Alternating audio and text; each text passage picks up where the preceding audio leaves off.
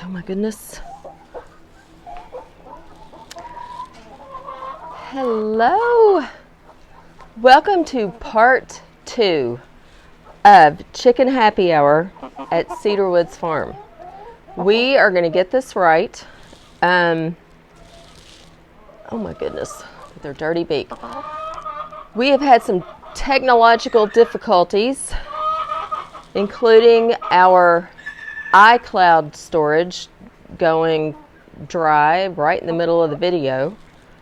So I bought more. It's like buying land on Mars, but I did it. I deleted some videos. Then I had to recharge my phone because it was dead.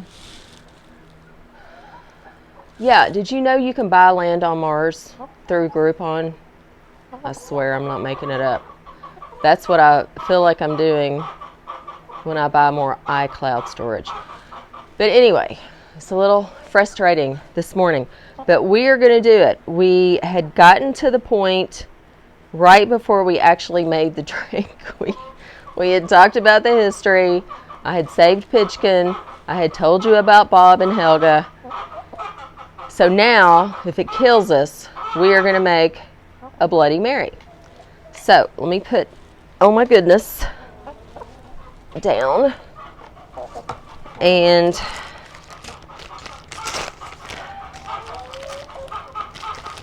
we are doing it. It's gotten very hot. I had planned on us going on a hike with the emus after our Bloody Mary. That's not going to happen today, but we will, maybe the next video, because it has gotten hot. I had to go put my hair in a ponytail. This is serious, y'all. My ice is melted.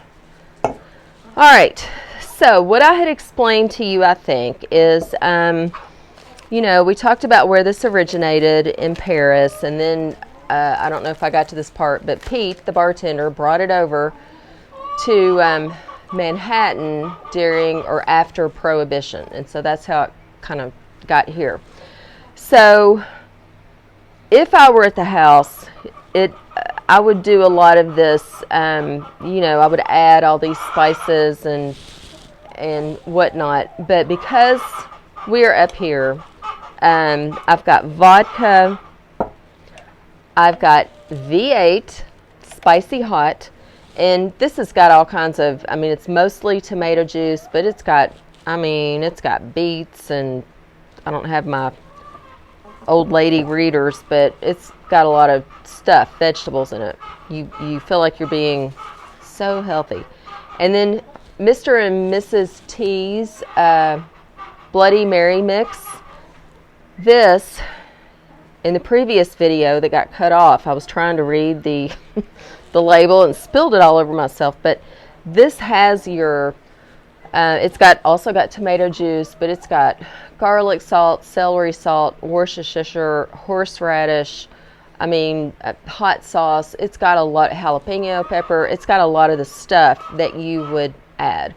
So it's actually very, you know, for a barn situation, it's not bad. So we've got that. We've got our vodka. I bought us some celery bitters yesterday just because, as you know, I'm obsessed with bitters. So we'll try that. We'll just float that on the top. I got us a fresh glass. Did I wash my hands? I can't remember. Yeah, it has been crazy. Everything that could possibly go wrong has. That is okay. We are here. We've still got our garnish intact. I took that back and put it in the fridge because I was afraid it was going to disintegrate. Ice is melting. Okay, but here we go. We're excited to be doing this finally. Remember, you want 1 to 2. So now is that 2 parts vodka to 1? Oh no. Shoot, it's 1 part vodka to 2 part tomato juice. And the recipe calls for 2 ounces of vodka, 4 ounces of tomato juice, fresh lemon juice, Worcestershire, 2 dashes of hot sauce, horseradish, 2 dashes of celery salt or bitters, salt, pepper, and then your garnish. I'm going to do a Frito, which we all know is 4 ounces, because that's the way I roll. How cute is this little Tito's glass thing of vodka?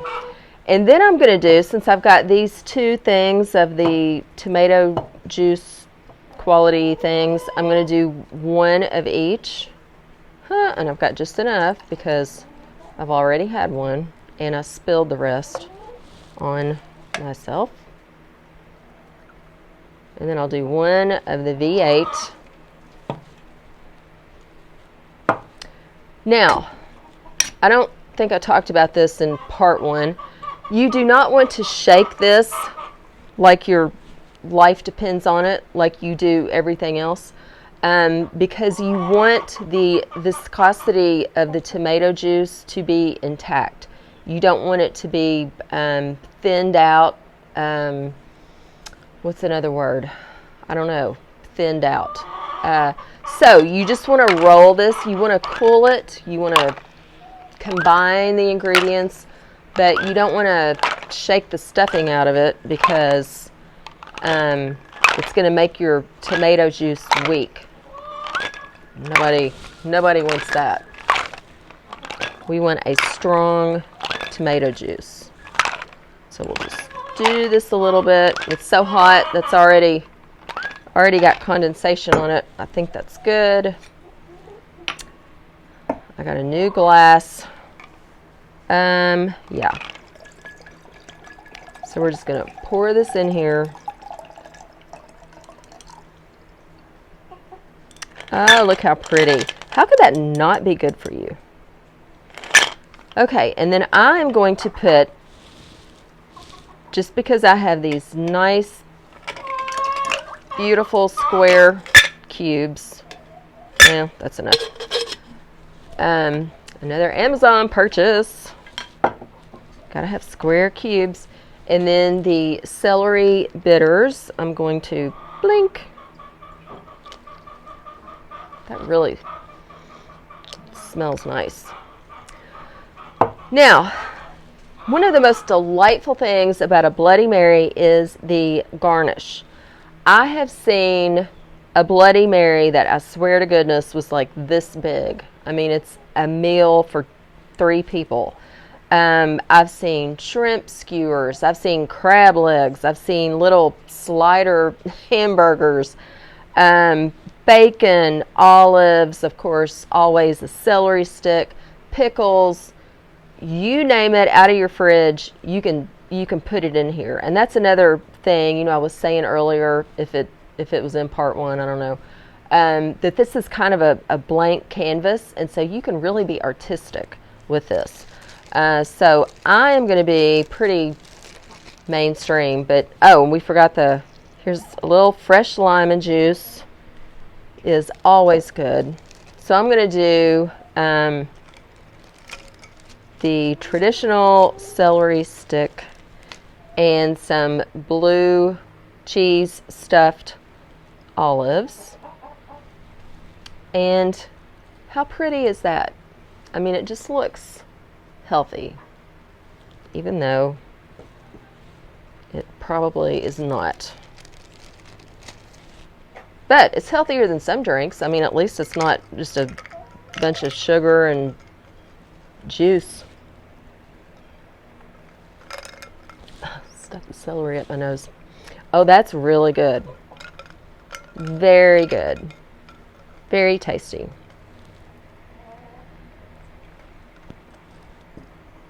Yeah. Bam. A morning drink. I don't think it's morning anymore. This 20-minute video has taken like 3 hours. But that is okay, because I think this time we're going to get it, unless my battery runs out. And if it does, y'all, then I'll just see you next time. I'm not doing this this one again. There's going to be a part 1 and a part 2.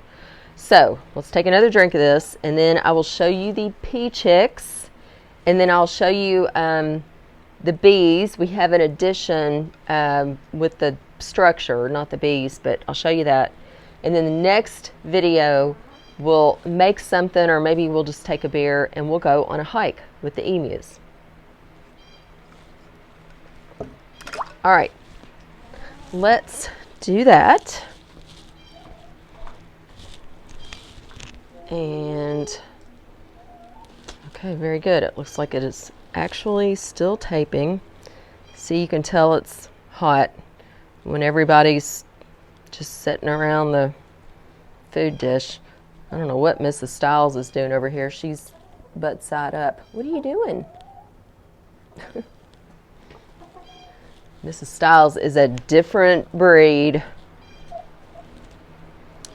Here's Carl G. And let me show you these babies real quick. Hello, Juju. All right, where are they? Oh, look at them all. So, well, where'd it go? The peachick, and then Todd. Look at Todd's little, if he'll turn to the side, look at his little tail feathers. Todd. So Todd is a pheasant. But everybody is really growing. And Juju is such a great surrogate mom. So Todd, remember her or its dad is a cinnamon golden pheasant, and its mom is a melanistic mutant. So, very, whatever, odd. Hello, Todd. Look at those feathers. Didn't know the camera was on it. All right, let me out. And I usually let Juju out for like half an hour every day. She goes out and dusts and kind of hangs out, mostly chases the other chickens, but I think it's good for her to have a little socialization. But anyway, she is doing great. Looks like Ricardo is laying an egg.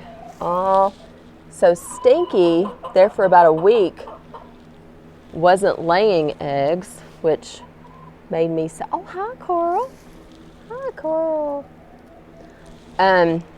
But I was actually glad in a way because it's been so hot that I think that's good. I mean, I wish I could kind of pause everybody when it's 90 degrees, 100 degrees, because I know it's hard on them to keep laying eggs.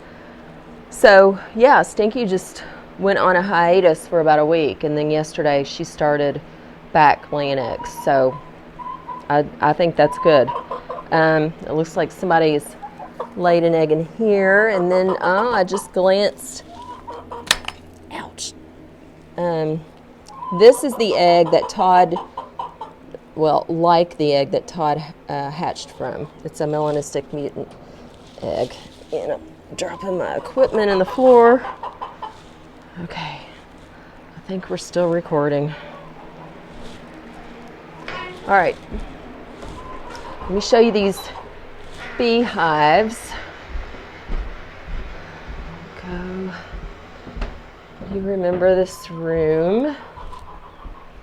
I don't know if I ever pointed this out to you, but my Uncle Joe made me this little horse. I used to be insane about ponies. When I was a kid, I always wanted a horse, and so I would just ride tobacco sticks around because I didn't have one until I was 12, and my parents got me one. So anyway, it's just cool that I still have that. And now we're walking outside. I don't see, I thought Bob might be out here, but I don't see Bob. All right, so here's where we have the beehives.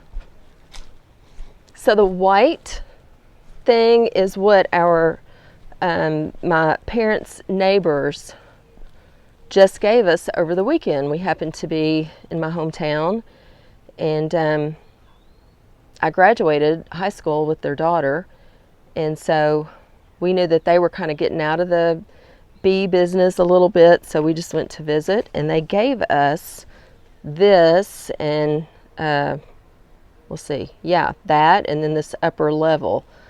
So this one doesn't have bees in it yet, and watch me get stung here, but look, do you see all the bees? This one is active. It has a queen, it's got the worker girls, it's got the drones. So cool.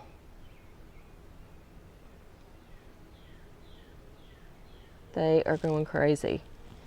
I have yet to be stung, knock on wood. I'm sure it's coming, but yeah, they're actually pretty tame. So, I'm trying to think if there's anything else. Yeah, tomorrow, or not tomorrow, maybe the next day, we'll go through there with the emus and go for a hike. That will be fun. I am just glad that the second video worked and we got to have our Bloody Mary. That is exciting, right, Carl G? Right? That's a good thing. Okay, well, I hope you are staying cool, staying well. Appreciate you joining, and we'll do it again soon. Thank you.